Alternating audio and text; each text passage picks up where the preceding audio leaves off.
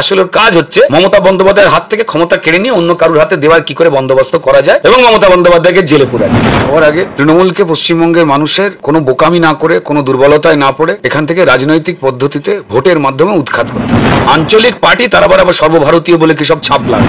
থানাগুলো পশ্চিমবঙ্গে তৃণমূলের block office বা জেলা অফিসের মতো কাজ করে এবং থানার আইসিরা, এসপিরা তারা তৃণমূলের জেলার নেতা বা ব্লকের নেতার মতো আচরণ করে। যতই বাহিনী পাঠানো হোক না কেন এই অশান্তি আর হবে না। এটাকে বন্ধ করতে গেলে যা কোনোদিন ভাবাও যায় না যে যেভাবে অশান্তি হচ্ছে, তাহলে সবার আগে তৃণমূলকে পশ্চিমবঙ্গের মানুষের কোনো বোকামি না করে, কোনো দুর্বলতায় না পড়ে এখান থেকে রাজনৈতিক পদ্ধতিতে ভোটের মাধ্যমে উৎখাত করতে হবে।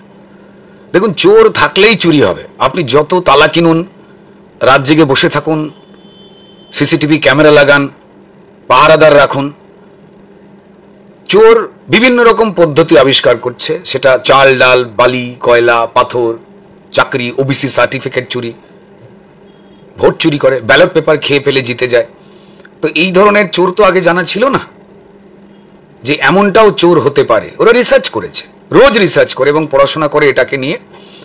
তো তাই বাহিনী পাঠাবে, বাহিনী আসবে, ডেফিনেটলি বাহিনীর একটা কাজ করবে। কিন্তু আমার দেশের নিয়ম অনুযায়ী, যেটা অনেকেই মনে করেন যে কেন্দ্রীয় বাহিনী এলো মানে অনেকটা নিরাপত্তা হয়, কিন্তু যেহেতু রাজ্যের হাতে অনেকটাই ক্ষমতা থাকে, এই বাহিনীকে কোথায় কিভাবে মুভ করতে হবে, যেতে হবে, সেই কন্ট্রোল কিন্তু বাহিনী নিজে নিজে সিদ্ধান্ত নিয়ে যেতে বা করতে পারেন না।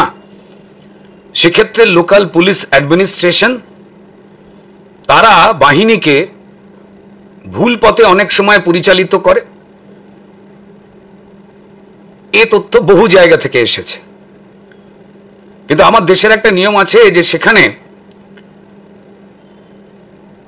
বাহিনীকে অপারেট করবে রাজ্যের পুলিশ।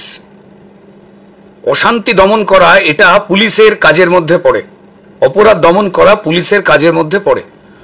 কিন্তু পুলিশের একটা বড় অংশের যারা বড় অফিসার রয়েছেন তারা তৃণমূলের চুরি দুর্নীতির সঙ্গে, তারা এবং গ্রাউন্ডের থানার ওসি, তারাই তো তৃণমূল পার্টি পরিচালনা করেন।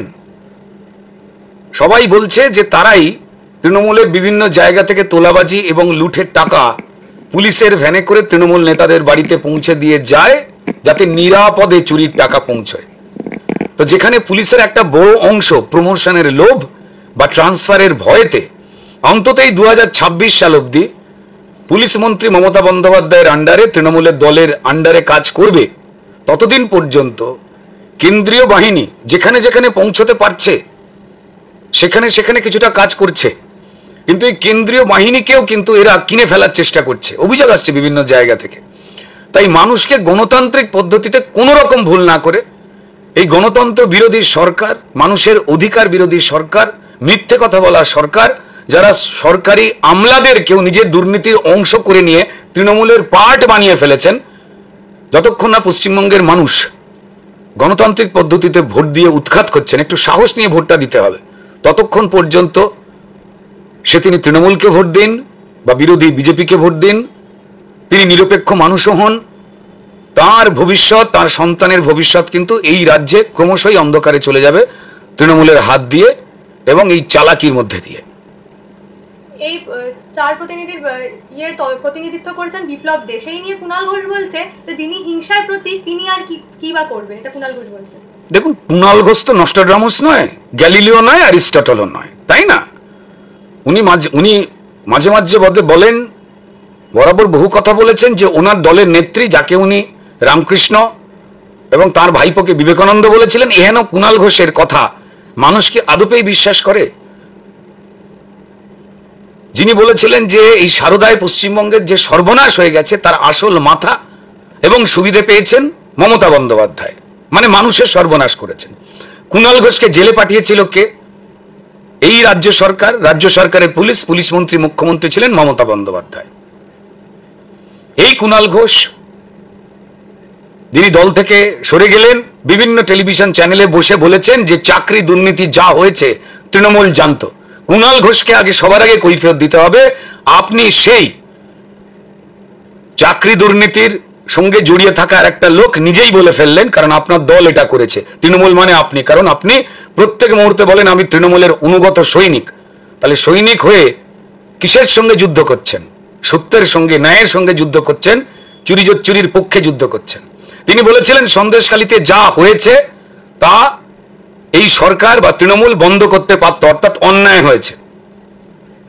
আজকে একটা কথা বলছেন কুণাল ঘোষ, কালকে একটা কথা বলছেন, বিরোধী দল সম্পর্কে আজে বাজে বলা ছাড়াও নিজের দলের প্রচুর নেতার সম্পর্কে প্রচুর খারাপ কথা বলেছেন, আবার পরের দিন পাল্টি খেয়ে অন্য কথা বলেন। তো তাই কুণাল ঘোষের কথা নিয়ে পশ্চিমবঙ্গের কোনো সুস্থ স্বাভাবিক মানুষ সিরিয়াসলি নেয় বলে অন্তত পশ্চিমবঙ্গের মানুষই বিশ্বাস করে না। উনি যে কথাই বলেন তার নিচে সারা পশ্চিমবঙ্গের মানুষের কমেন্টগুলো পড়বেন। তাই যে প্রতিনিধি দল আসছে সেটা কেন্দ্রীয় প্রতিনিধি দল। আমাদের পার্টির একটা নিয়ম রয়েছে, সর্বভারতীয় দল, তো তাদের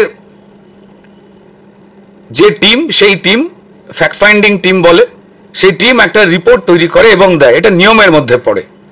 ওনাদের দলে তো এসব নেই। পশ্চিমবঙ্গের বাইরে বিভিন্ন জায়গায় প্রচুর টাকা পয়সা খরচ করে হামাগুড়ি দিচ্ছেন। আঞ্চলিক পার্টি তারা আবার সর্বভারতীয় বলে কি সব ছাপ লাগায়। তো ওনারা এই নিয়মগুলো জানবেন কি করে? ওনাদের পক্ষে তো জানা সম্ভব নয়। যেগুলো জানেন না সেগুলো নিয়েও কথা বলছেন। এটা আমাদের দলের নিয়মের মধ্যে পড়ে।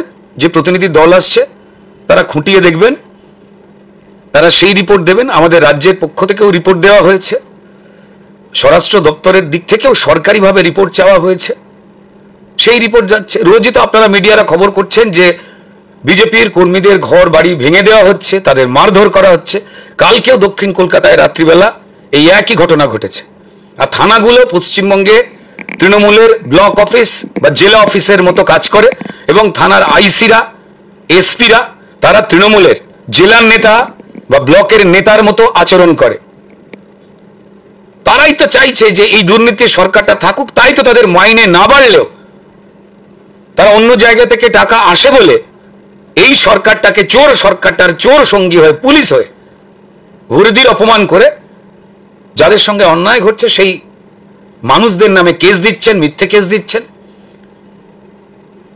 রঘুবীর বলে আমাদের দক্ষিণ কলকাতার আর একটা ছেলেকে গ্রেপ্তার করেছে, কারণ প্রত্যেক সময় ও লড়াকু মনোভাব নেয় এবং পুলিশের যে অন্যায় এই ভবানীপুর বা দক্ষিণ কলকাতা জুড়ে ভবানীপুর থানার আন্ডার দিয়ে চালানো হয় তার প্রতিবাদ করে সারাক্ষণ। তাই তার নামে জামিন অযোগ্য ধারা দেওয়া হয়েছে, হাইকোর্ট যাবে, আবার থাপ্পড় খাবে, পুলিশের লজ্জা নেই। তাই তৃণমূলের কোনো নেতা কি কথা বললো কি না বললো কিছু যায় আসে না, তারা নিজেদেরই হাসির খোরাক করছেন এবং এরা মিথ্যাবাদী পশ্চিমবঙ্গ জানে। তিনি অভিযোগ করছেন ত্রিপুরার প্রাক্তন মুখ্যমন্ত্রী হচ্ছেন বিপ্লব দেব, ত্রিপুরায় নাকি সবচেয়ে বেশি হিংসা হয়েছে, তিনি আবার কি হিংসা তদন্ত করবেন, বিজেপি নাটক করতে পাঠাচ্ছে, এটা তিনি এটা বলেছেন। বললাম যে জানেন কম তাই ভুল বকছেন বেশি। যে রাজ্যে চুরি জোচ্চুরি মানুষের দুর্নীতি হবার পর সেই রাজ্যের মুখ্যমন্ত্রী বলেন যে আমার দলে 99% নেতা সৎ, রোজ লোকে জেলে যাবার পরে রোজ লোকে চুরি জোচ্চুরি দেখতে পাচ্ছে, তৃণমূলের নেতা, মন্ত্রী, কাউন্সিলর, পঞ্চায়েত। তারপরে যে মুখ্যমন্ত্রী বলেন, যে দলনেত্রী বলেন মমতা বন্দ্যোপাধ্যায় যে আমার দলের 99% নেতা সৎ এবং পশ্চিমবঙ্গে এত অভাব, শিল্প নেই, চাকরি নেই, ছেলে মেয়ে রাস্তায় বসে সব চুরি হচ্ছে, তারপরেও তিনি বলেন যে আমি 99.99% কাজ উন্নয়নের করে দিয়েছি। এমন উন্নয়নের ঠেলা যে তাদের সন্ত্রাস করে ভোট লুট করে জিততে হয়। আরে যদি এতই উন্নয়ন করে দেন, এতই সৎ হন, তাহলে মানুষের চোখ খারাপ হয়ে গেছে সবার, সে তিনি যে কোনো দলই করুক না কেন। যিনি এই মিথ্যে কথা বলেন, রক্তপাতের ইলেকশন করে ভোটে জেতাবার পরে পুলিশের সাহায্যে যিনি তার দল এবং তার পুলিশের কর্তাদের দিয়ে বলেন যে পশ্চিমবঙ্গে নির্বাচন শান্তিপূর্ণ হয়েছে। এবার কেন্দ্রীয় নির্বাচন কমিশন অত্যন্ত কড়া হাতে একটা জিনিসকে দমন করতে পেরেছে, সেটা হচ্ছে মানুষের প্রাণ কেড়ে নেওয়া তৃণমূলের। যে রাজ্যে ছোট ছোট ইলেকশন, পঞ্চায়েত, কর্পোরেশন ইলেকশনে